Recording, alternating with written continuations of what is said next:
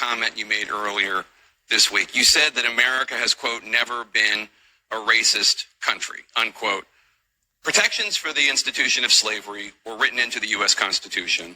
The White House was built with slave labor. Your home state of South Carolina seceded from the Union, fought a war to defend the enslavement of black people. I understand you don't think America is a racist country now, but we're here at a college. Do you really think as a historical matter, America has never been a racist country?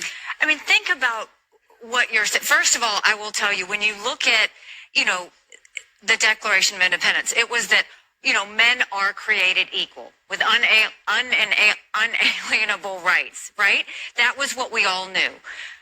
But what I look at it as is I was a brown girl that grew up in a small rural town. We had plenty of racism that we had to deal with. But my parents never said we lived in a racist country. And I'm so thankful they didn't. Because for every brown and black child out there, if you tell them they live or were born in a racist country, you're immediately telling them they don't have a chance. And my parents would always say, you may have challenges. And yes, there will be people who are racist. But that doesn't define what you can do in this country. And so I think it's important that we tell all kids that, look, America is not perfect. We have our stains. We know that. But our goal should always be to make today better than yesterday. It's hugely important. And that's the problem I have, is we have too many people with this national self-loathing. It is killing our country. We have got to go back to loving America. We are blessed because that little brown girl in that small rural town in South Carolina, she grew up to become the first female minority governor in history. She then went on to be UN ambassador, and now she's running for president of the United States. I want every brown and black child to see that and say, no, I don't live in a country that was formed on racism. I live in a country where they wanted all people to be equal and to make sure that they had life, liberty, and the pursuit of happiness. Okay, but just to push back a bit, because I was a history major in New Hampshire, you're talking about the ideals of America. But America was founded institutionally on many racist precepts, including slavery. But when you look at said all men are created equal, I think the intent was to do the right thing. Now, did they have to go fix it along the way? Yes, but I don't think the intent was ever that we were going to be a racist country. The intent was everybody was going to be created equally. And as we went through time, they fixed the things that were not all men are created equal. They made sure women became equal too. All of these things happen over time. But I refuse to believe that the premise of when they formed our country was based on the fact that it was a racist country to start with. I refuse to believe that. I have to know in my heart and in everybody's heart that we live in the best country in the world, and we are a work in progress, and we've got a long way to go to fix all of our little kinks. But I truly believe our founding fathers had the best of intentions when they started, and we fixed it along the way, and we should always look at it that way. I want to ask you something that Nikki Haley said earlier this morning. She was asked in an interview if the Republican Party was a racist party, and her response was, and I'm quoting her now, "We are not a racist country. We have never been a racist country." Do you agree that the U.S. has never been a racist country? Well, the U.S. Is not a racist country, and we've overcome things in our history. I think the founding fathers, they established a set of principles that are universal. Now, they may not have been universally applied at the time, but I think they understood what they were doing. They understood that those principles would be the engine for progress for generations to come, and that's what's happened.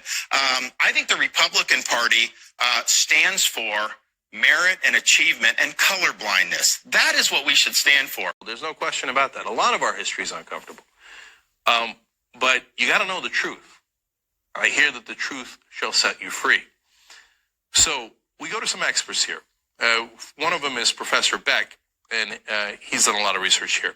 And the New York Times explains, among Professor Beck's findings were that the number of lynchings did not rise or fall in proportion to the number of state-sanctioned executions, underscoring what Mr. Stevenson said was a crucial point, that these brutal deaths were not about administering popular justice, but terrorizing a community.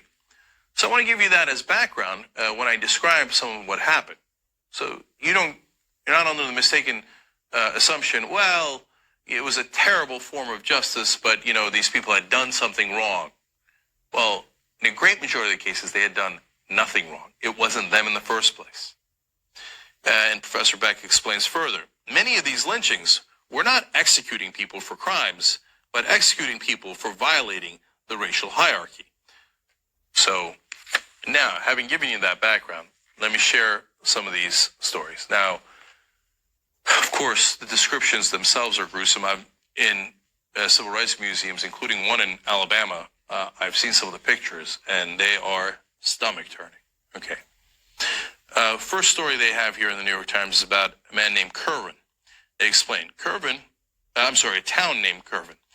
In Kerwin, where 3 black men, 2 of them almost certainly innocent, were accused of killing a white woman, and under the gaze of hundreds of soda-drinking spectators, were castrated, stabbed, beaten, tied to a plow, and set afire in the spring of 1922.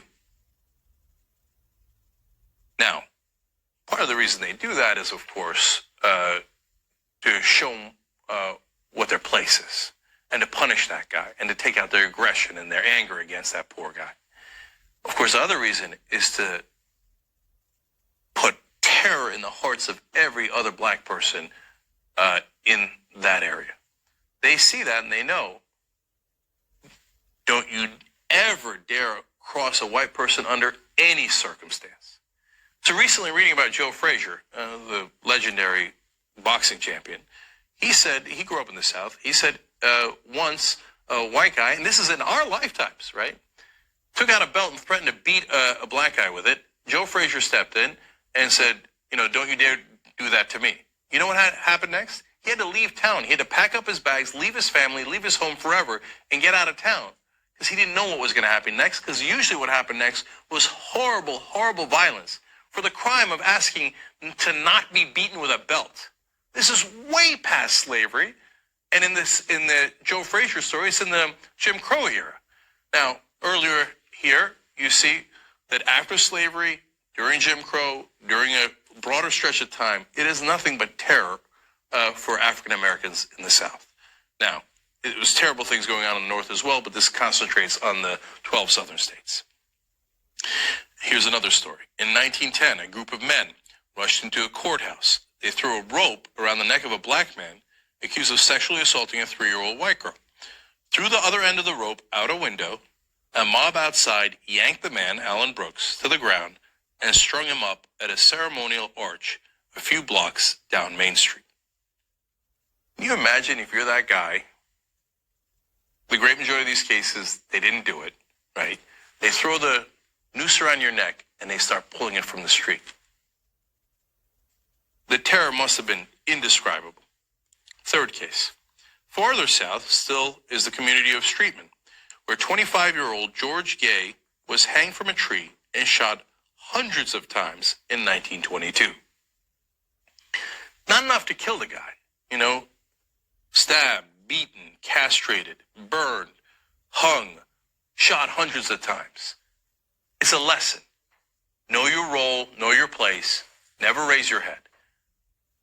One more story for you guys, and obviously there are thousands of these stories. I just want to give you a sense of what actually happened in this country.